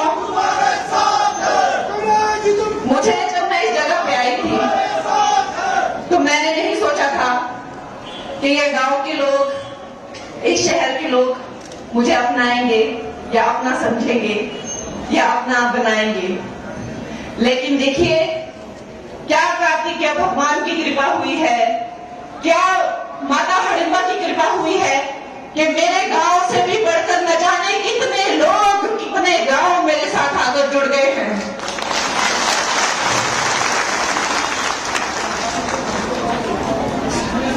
हमारे गांव सिंसा में कल हमने और मेरे पार्टी के लोगों ने, आप सब हमारे अपने ही हैं, एक छोटा भंडारा कार्तिकेय स्वामी जी के मंदिर में रखा हुआ है प्रोग्राम। तो आप लोग जो जो वहां आए, जिन जिन से बन पड़े, आप लोगों का बहुत स्वागत है। दोस्तों, हिमाचल में हमारे जो शिखर नेतृत्व है, उनकी बड़ी योजनाएं हैं। उन्होंने हमें बिलासपुर में इतना बड़ा एम्स बना के दिया।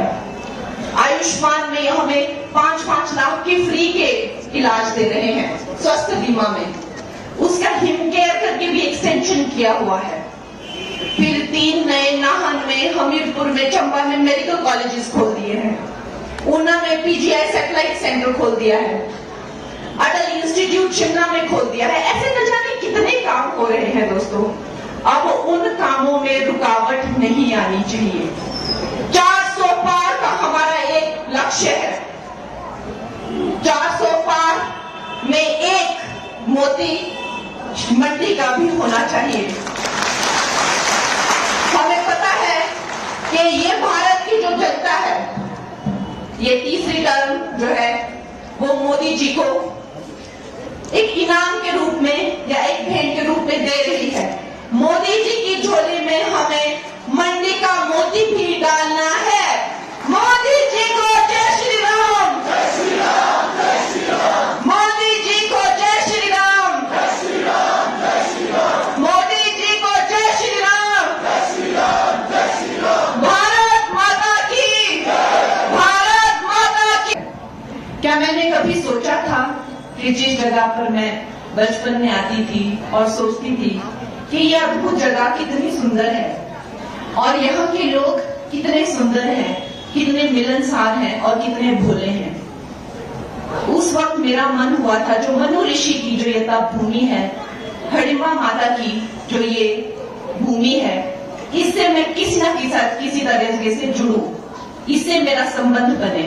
और अवश्य ही वो दिन आया जब मुझे शहरों में बहुत ऊंचा मुकाम मिला, तो मेरा दिल ऐसा हुआ कि मैं गांव के किसी छोटे से कोने में जाकर गांव का एक सामान्य जीवन जीऊं और वहां के शहर के शोर शराबे से दूर कहीं अपना घर मनाली के किसी कोने में बनाऊं।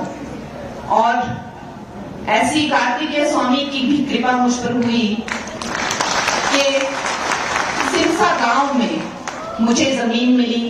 गोविंद ठाकुर जी मेरे निकटतम पड़ोसी हैं, रवि जी भी मेरे पड़ोसी हैं।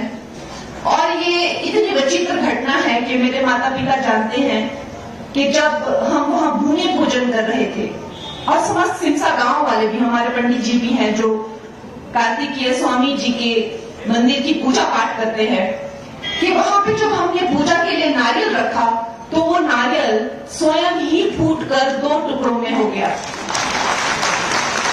तो ऐसी विचित्र घटना जब वो हुई, जब मैंने कार्तिकेय स्वामी जी का आशीर्वाद पाया और उस गांव में मैंने घर बनाया, तो इतना सुकून, इतना अपनापन मुझे अवश्य ही पूरे विश्व में कहीं नहीं मिला है।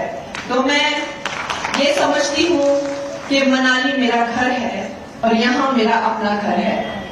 तो अक्सर मेरे माता पिता कहते हैं कि तुम वहां पे अकेली क्या करोगी, तो हम तो सब नीचे हैं, तुम वहां पे अकेली क्यों रहती हो, तुम्हारा वहां पे अपना कौन है। तो मैं कहती हूँ कि मनाली का बच्चा बच्चा, मनाली का हर जन मेरा अपना है। तो दोस्तों, इस मनाली में आकर मुझे कभी भी परायापन महसूस नहीं हुआ और इसीलिए अब मैं प्रीणी में भी आप लोगों के आशीर्वाद से कुछ छोटा मोटा शुरू कर रही हूँ, एक रेस्टोरेंट। दोस्तों, नवरात्रि का ये तीसरा दिन है। इस पावन तृतीय नवरात्रि पे आपको पता है पूरा देश जो है वो देवी की पूजा में लीन है। माता का अनुष्ठान हो रहा है, छोटी छोटी बच्चियों को लाकर उनके पैर धोए जा रहे हैं, उनको शालुएं दिए जा रहे हैं, टीकू दिए जा रहे हैं, बिंदियां लगाई जा रही है, प्रसाद और दक्षिणा दी जा रही है। इस तरह से हर जगह नारी शक्ति की जो है पूजा हो रही है, वंदन हो रहा है। लेकिन जो कांग्रेस की महिला विरोधी सोच है, जो उनकी दुष्ट सोच है, वो नवरात्रि में भी उस दुष्ट सोच को कोई विराम नहीं देते हैं। जब से मेरा नाम अनाउंस हुआ है, इनके इतनी मिर्ची लग रही है, इतनी मिर्ची लग रही है कि दिन रात मुझे अपमानित करने में, दिन रात मुझे कलंकित करने में, मुझे दोष लगाने में दिन रात लगे हुए हैं। नवरात्रों में भी इनको चैन नहीं है। जैसे मेरी बहन धनेश्वरी जी ने कहा कि एक बड़ा पप्पू है दिल्ली में, लेकिन हमारे यहाँ पे भी एक छोटा पप्पू है। वो कहता है कि मैं गौ मांस खाती हूँ और उसके पास एक वीडियो है, तो वो वीडियो दिखाता क्यों नहीं है? उसके पास कोई तो इस चीज का प्रमाण होगा कि उसने मुझे गौ मांस खाते हुए कहां देखा। कोई रेस्टोरेंट का बिल होगा, कोई फोटो होगा, कोई इंटरव्यू होगा। झूठा और एक नंबर का पलटूबाज है ये छोटा पप्पू। लेकिन आप इससे उम्मीद ही क्या कर सकते हैं जब इसका सीनियर बड़ा पप्पू कहता है कि हमें शक्ति का विनाश कर देना है, जो भी हिंदू धर्म की जो शक्ति है, देवी शक्ति जो है उसका विनाश कर देंगे। तो जब बड़ा पप्पू ऐसे बातें करता है तो छोटे पप्पू से क्या उम्मीद की जा सकती है। छोटा पप्पू मुझे कहता है कि ये कलंकित है, ये अपवित्र है और इसको देवभूमि में आके पवित्र होना चाहिए।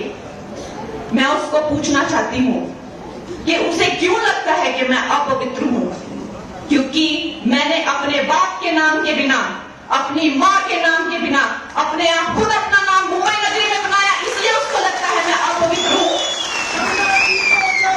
उसको क्यों लगता है मैं अपवित्र हूं, क्योंकि मैं पॉलिटिक्स में आना चाहती हूं।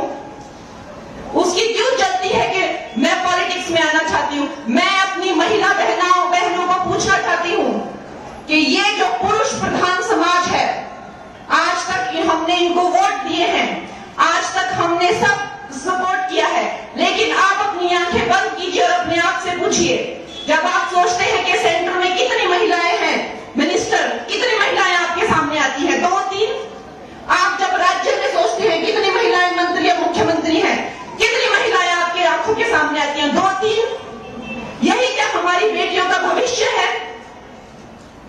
आज जब मैं पॉलिटिक्स में, ये पुरुष प्रधान समाज में, अगर आपकी मनाली की बेटी, अगर आपके मंडी की बेटी अपना छोटा अस्तित्व ढूंढ रही है, अपनी छोटी सी जगह ढूंढ रही है, तो उसमें जो लोगों को मिर्ची लगती है, तो ये चाहते क्या है कि हमारी बेटियां पॉलिटिक्स में आए ही नहीं। क्या ये पॉलिटिक्स जो है सिर्फ और सिर्फ पुरुषों के लिए ही रह जाए। एक तरफ ये पुरुष हैं और एक तरफ हमारे मोदी जी हैं, जिन्होंने महिलाओं को 33% आरक्षण दिया पॉलिटिक्स के लिए। आज मैं ये सब पप्पुओं को, जो भी है, जो मुझे धमका रहे हैं, मैं चुनौती देती हूं कि ये तुम्हारे बाप दादाओं की रियासत नहीं है जो तुम मुझे डरा के धमका के यहां से बाहर भेज दोगे। ये नरेंद्र मोदी का नया भारत है।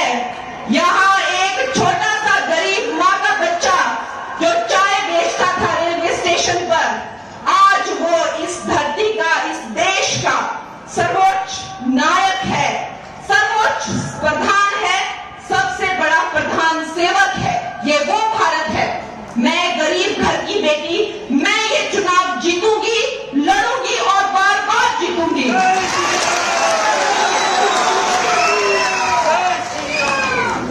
ऐसे राजा बेटा मुझे बहुत मिले हैं, यही नहीं मिले, हर जगह मिले हैं। फिल्म इंडस्ट्री में भी इन राजा बेटाओं को मुझसे बड़ी प्रॉब्लम थी। वहां पे महिलाओं का शोषण करने का प्रचलन था, लड़कियों को इस्तेमाल किया जाता था, चुप करा के भगा दिया जाता था।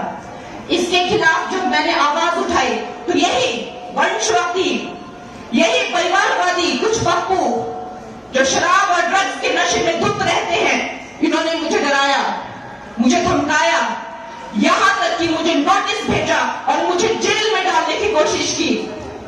लेकिन मेरा कुछ नहीं बिगाड़ सके।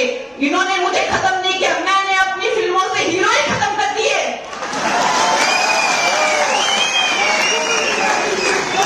मैंने ऐसी ऐसी फिल्में बनाई जिनमें से मैंने हीरो ही खत्म कर दिए। और मेरा साथ किसने दिया?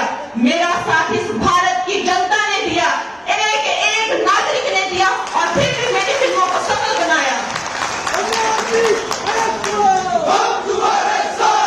फिर एक और पप्पू मेरी जिंदगी में आए,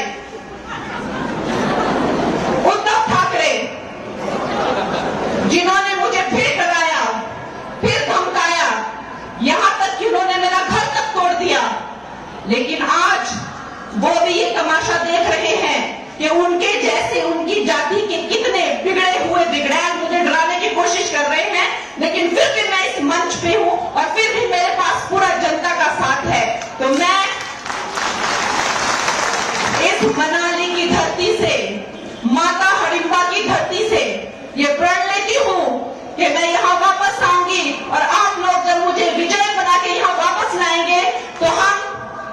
अपनी बेटियों के लिए और अपने समाज के लिए एक बहुत बड़ा उदाहरण बनाएंगे कि हमारी बेटियां हर क्षेत्र में लड़कों के साथ चलेंगी और बिल्कुल पीछे नहीं रहेंगी। मेरे प्यारे दोस्तों, ये जो नया भारत है कितनी तेजी से विकास कर रहा है, कितनी तेजी से विकसित हो गया है, और हम अभी भी वही फंसे हुए हैं कांग्रेस की झमेलों में। अब ये बात गई, ये बहुत पुरानी बात है, ये कांग्रेस की बात बहुत पुरानी बात है। इनके झांसे में बिल्कुल मत आइए। इन्होंने आपकी मासूमियत का और आपकी शराफत का फायदा ही उठाया है। कहां मिले आपको 1500 रुपए, कहां मिली आपको नौकरियां? इन लोगों के झांसे में मत, सारे देश ने इनसे मुंह फेर लिया है। अब आप लोग वापस उस दुनिया में मत जाइए जिस दुनिया में हमारा भारत भ्रष्टाचार से, गरीबी से और करप्शन से पूरी तरह से पीड़ित था। वापस उस जगह मत जाइए। अब हम बहुत आगे निकल चुके हैं। वो करप्शन की महामारी से हम बहुत आगे निकल चुके हैं। कहा तो हम 11वें नंबर पे थे, अब हम 5वें से तीसरे से पहले नंबर की बातें कर रहे हैं। ऐसे इकोनॉमी हम बन रहे हैं। नेशनल हाईवे यहाँ पे देखिए मनाली में क्या कितने सारे रोड्स आ गए हैं। हमारी जो बहनें हैं, हमारी जो बेटियां हैं, उनको शौचालय से लेकर, मकान से लेकर, गैस सिलेंडर से लेकर, पानी के कनेक्शन से लेकर, बिजली से लेकर, अरे इन्होंने तो, कांग्रेस वालों ने तो बिजली का कोयला तक खा लिया। हर स्कैम से, हर करप्शन ने इन्होंने कुछ नहीं छोड़ा।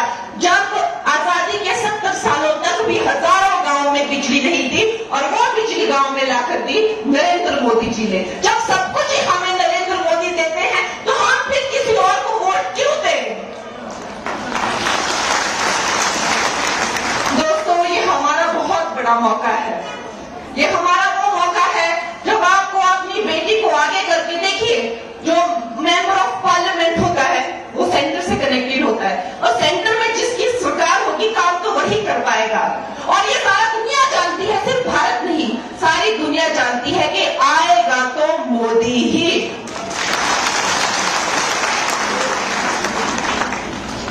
तो दोस्तों, जब हमें पता है कि आएगा तो मोदी ही, तो आपने अपनी सेविका को भी पूरा मौका देना है।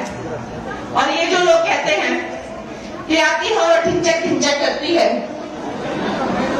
मैं उस बंदे को बुलाना चाहती हूँ और उसको अपनी फिल्म का मैं एक सीन दूंगी, और अगर वो मेरी फिल्म का वो सीन कर दे तो राजनीति को क्या, मैं भारत छोड़ के चली जाऊंगी।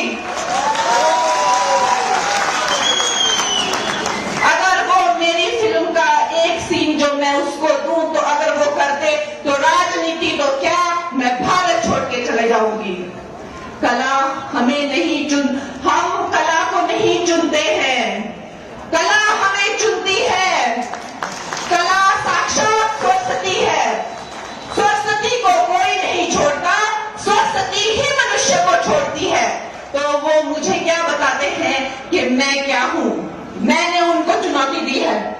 मुझे कहते हैं इसको क्या राजनीति आती है? अरे मैं पूछती हूं तुम्हारे पास क्या डिग्री है राजनीति की? मुझे दिखाओ। तुमने राजनीति में डॉक्टरेट की है क्या? क्या आता है तुम्हें? मुझे दिखाओ वो डिग्री। राजनीति एक भाव है, सेवा करने का एक भाव है, जो राजा में आ सकता है, रंक में आ सकता है, अनाड़ी में आ सकता है, भिखारी में आ सकता है, नारी में आ सकता है, बच्चे में आ सकता है। राजनीति सिर्फ एक भाव है। तो पूछने आ गया, तुम कौन होते हो मुझे पूछने वाले कि मुझे राजनीति आती है कि नहीं? मुझे राजनीति आती है कि नहीं? मैं लोगों की सेवा करूंगी कि नहीं? ये लोग जानना चाहते हैं।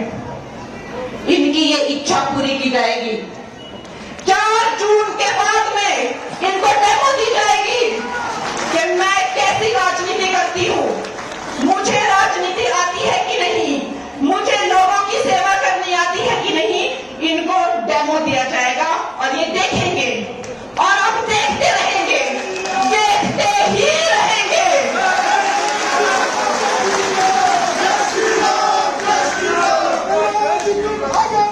दोस्तों,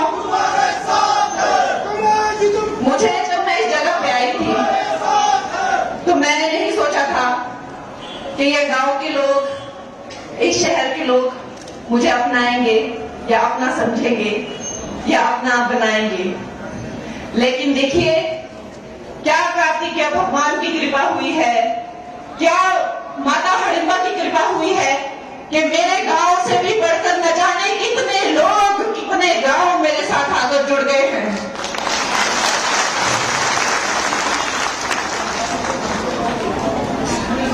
हमारे गांव सिंसा में कल हमने और मेरे पार्टी के लोगों ने, आप सब हमारे अपने ही हैं, एक छोटा भंडारा कार्तिकेय स्वामी जी के मंदिर में रखा हुआ है प्रोग्राम। तो आप लोग जो जो वहां आए, जिन जिन से बन पड़े, आप लोगों का बहुत स्वागत है। दोस्तों, हिमाचल में हमारी जो शिखर नेतृत्व है, उनकी बड़ी योजनाएं हैं। उन्होंने हमें बिलासपुर में इतना बड़ा एम्स बना के दिया, आयुष्मान में हमें 5-5 लाख के फ्री के इलाज दे रहे हैं स्वास्थ्य बीमा में, उसका हिमकेयर करके भी एक्सटेंशन किया हुआ है। फिर 3 नए नाहन में, हमीरपुर में, चंबा में मेडिकल कॉलेजेस खोल दिए हैं, ऊना में पीजीआई सैटेलाइट सेंटर खोल दिया है, अटल इंस्टीट्यूट शिमला में खोल दिया है। ऐसे न जाने कितने काम हो रहे हैं दोस्तों। अब उन कामों में रुकावट नहीं आनी चाहिए। 400 पार का हमारा एक लक्ष्य है। 400 पार में एक मोती मंडी का भी होना चाहिए। हमें पता है कि ये भारत की जो जनता है, ये तीसरी टर्म जो है वो मोदी जी को एक इनाम के रूप में या एक भेंट के रूप में दे रही है। मोदी जी की झोली में हमें मंडी का मोती भी डालना है। मोदी जी को जय श्री राम, जय श्री राम, जय श्री राम। मोदी जी को जय श्री राम, जय श्री राम, जय श्री राम। मोदी जी को जय श्री राम, जय श्री राम, जय श्री राम। भारत माता की, भारत माता की। क्या मैंने कभी सोचा था कि जिस जगह पर मैं बचपन में आती थी और सोचती थी कि यह अद्भुत जगह कितनी सुंदर है और यहाँ के लोग कितने सुंदर हैं, कितने मिलनसार हैं और कितने भोले हैं, उस वक्त मेरा मन हुआ था जो मनु ऋषि की जो ये तप भूमि है, हडिम्बा माता की जो ये भूमि है, इससे मैं किसी न किसी तरीके से जुड़ूं, इससे मेरा संबंध बने। और अवश्य ही वो दिन आया जब मुझे शहरों में बहुत ऊंचा मुकाम मिला, तो मेरा दिल ऐसा हुआ कि मैं गांव के किसी छोटे से कोने में जाकर गांव का एक सामान्य जीवन जीऊं और वहां के शहर के शोर शराबे से दूर कहीं अपना घर मनाली के किसी कोने में बनाऊं। और ऐसी कार्तिकेय स्वामी की भी कृपा मुझ पर हुई कि सिरसा गांव में मुझे जमीन मिली। गोविंद ठाकुर जी मेरे निकटतम पड़ोसी हैं, रवि जी भी मेरे पड़ोसी हैं। और ये इतनी विचित्र घटना है कि मेरे माता पिता जानते हैं कि जब हम वहां भूमि पूजन कर रहे थे, और समस्त सिरसा गांव वाले भी, हमारे पंडित जी भी हैं जो कार्तिकेय स्वामी जी के मंदिर की पूजा पाठ करते हैं, कि वहां पे जब हमने पूजा के लिए नारियल रखा तो वो नारियल स्वयं ही फूटकर 2 टुकड़ों में हो गया। तो ऐसी विचित्र घटना जब वो हुई, जब मैंने कार्तिकेय स्वामी जी का आशीर्वाद पाया और उस गांव में मैंने घर बनाया, तो इतना सुकून, इतना अपनापन मुझे अवश्य ही पूरे विश्व में कहीं नहीं मिला है।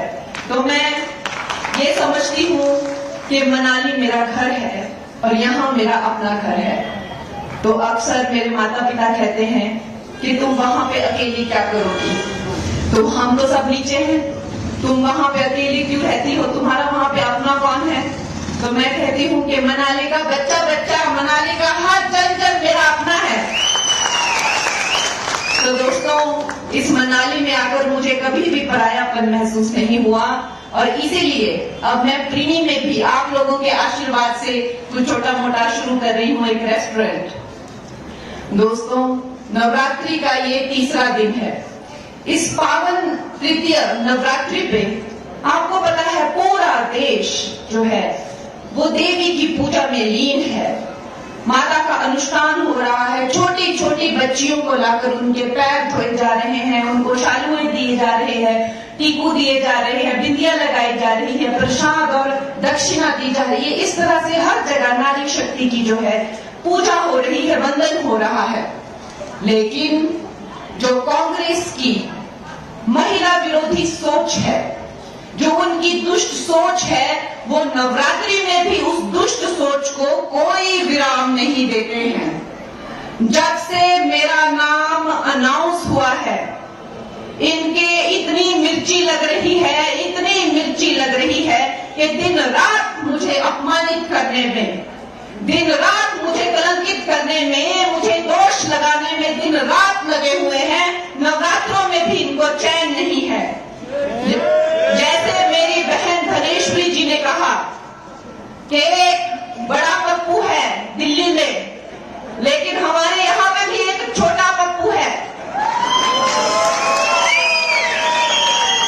वो कहता है कि मैं गौ मांस खाती हूं और उसके पास एक वीडियो है, तो वो वीडियो दिखाता क्यों नहीं है? उसके पास कोई तो इस चीज का प्रमाण होगा कि उसने मुझे गौ मांस खाते हुए कहां देखा। कोई रेस्टोरेंट का बिल होगा, कोई फोटो होगा, कोई इंटरव्यू होगा। झूठा और एक नंबर का पलटूबाज है ये छोटा पप्पू। लेकिन आप इससे उम्मीद ही क्या कर सकते हैं जब इसका सीनियर बड़ा पप्पू कहता है कि हमें शक्ति का विनाश कर देना है। जो भी हिंदू धर्म की जो शक्ति है, देवी शक्ति जो है, उसका विनाश कर देंगे। तो जब बड़ा पप्पू ऐसे बातें करता है तो छोटे पप्पू से क्या उम्मीद की जा सकती है? छोटा पप्पू मुझे कहता है कि ये कलंकित है, ये अपवित्र है और इसको देवभूमि में आके पवित्र होना चाहिए। मैं उसको पूछना चाहती हूं कि उसे क्यों लगता है कि मैं अपवित्र हूं?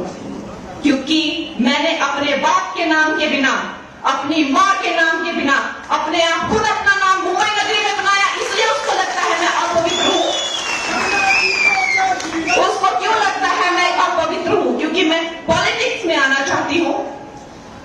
उसकी क्यों जल्दी है कि मैं पॉलिटिक्स में आना चाहती हूं? मैं अपनी महिला बहनों को पूछना चाहती हूं कि ये जो पुरुष प्रधान समाज है, आज तक हमने इनको वोट दिए हैं, आज तक हमने सब सपोर्ट किया है, लेकिन आप अपनी आंखें बंद कीजिए और अपने आप से पूछिए, जब आप सोचते हैं कि सेंटर में कितनी महिलाएं हैं, मिनिस्टर कितनी महिलाएं आपके सामने आती हैं? 2-3।